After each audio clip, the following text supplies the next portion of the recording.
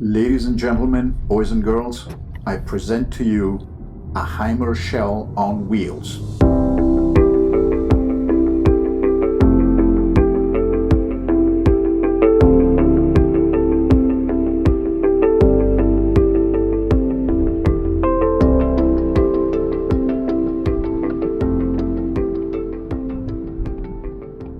Welcome to the second episode of the series. For those that just joined, a bit of a recap. I bought a fiberglass RV shell and plan to build it into a fully functioning travel trailer by this coming spring. The first step is to build a chassis with axle and wheels, mount the fiberglass body onto it so I can tow it to my garage, which will serve as my project workshop. Right now, I'm on my way to meet Tony, the welder, who works a short distance away from where I live. He's from Guyana, is semi-retired, a very nice guy. Seems like we're going to have a great time building the frame together.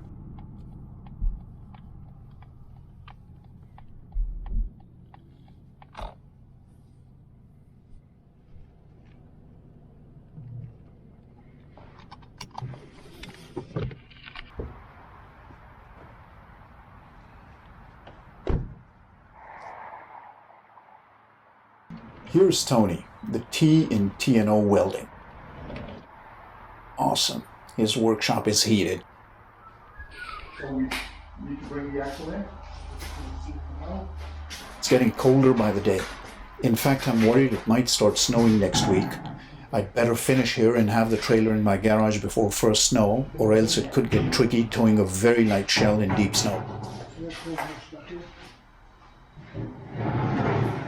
So before we get into the build itself, let me just give you a bit of a background on what we are planning on doing. The original Hymer subframe was just two C-beams running the length of the trailer, with surprisingly no cross members connecting the two beams except for the axle itself. I'm sure it would have been professionally designed to carry the loads, but to my lay mind, it felt woefully inadequate. It could have been a carryover from the ultralight European design philosophy. But to us here in North America, it seemed too fragile. Tony agreed.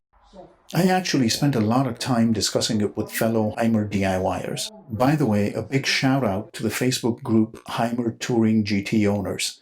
An awesome, very friendly group of fellow Hymer owners and builders that's a treasure trove of knowledge and great advice. And another group called Ariba Folks, which is Ariba owners mainly based in Europe. Ariba, by the way, is what the Hymer GT is loosely based on. If you're further interested in Hymers, I would strongly recommend joining both groups. I've found them invaluable. Anyways, we're getting off topic. So we all thought the original frame was very light and seemed inadequate. So I decided to add some cross members to the frame. Another big issue that all pre-built Hymer owners were complaining about was the extremely low clearance on factory-built Hymers. In fact, a large majority of owners were spending large sums raising their Hymers. They all strongly advised that at this early stage, I should build the frame with adequate clearance to start with. Luckily, there were a few that were ahead of me on their builds and I could follow their footsteps. One such fellow DIYer, John Palin at the Hymer Touring GT owners, was very helpful and shared his design, which I essentially copied. Basically, in the original configuration, the axle sat on top of the C-frame. All I did was to attach it to the bottom of the frame, and that way we got an instant lift of 4 inches, which is just about what was needed. We welded 2 steel tubes to the C-frame and passed the bolts through them, just so the frame doesn't take the stresses of the tension bolt or any torque-induced stress that could have come about from pulling the axle forward. I think it's a good, robust design. Time will tell, though. It's gonna be okay, I'm pretty sure. Anywho, the first 2 days we did a lot of measurements and lining everything up, making sure we were getting it right before we started the first weld or cut. By the end of the first week, the frame was ready, complete with the tongue jack and coupler installed. I have yet to connect the hydraulics running between the coupler and the surge brake though.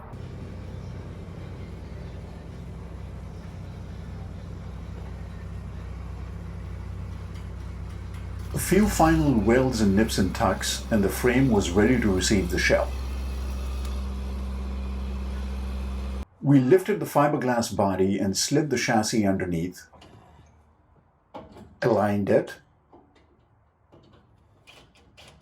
and tied it down with 2 bolts each side over the axle and a bolt on each side, front and back. A final overall look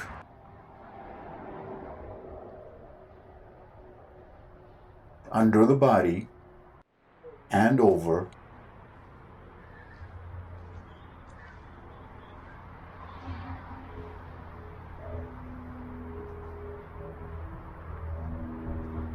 and it was ready to be towed home.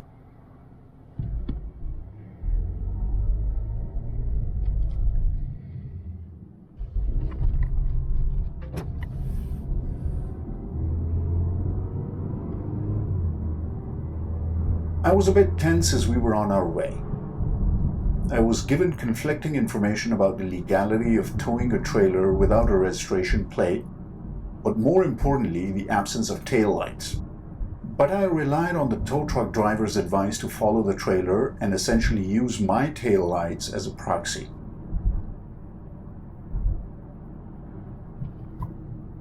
Do let me know in the comments if we did something totally illegal. The next morning, I woke up to this. We made it to the garage just in time. But this was a temporary position for the trailer. It was in fact parked where my car was to be. I had a lot of cleaning and restacking to do to make a place for where the trailer would be for most of the time during the build. I'll leave you here until the next episode when I plan to enclose the trailer by installing all the windows, hatches, and door, and the roof. Then I'll start putting in the wood frame on the inside, followed by insulation foam.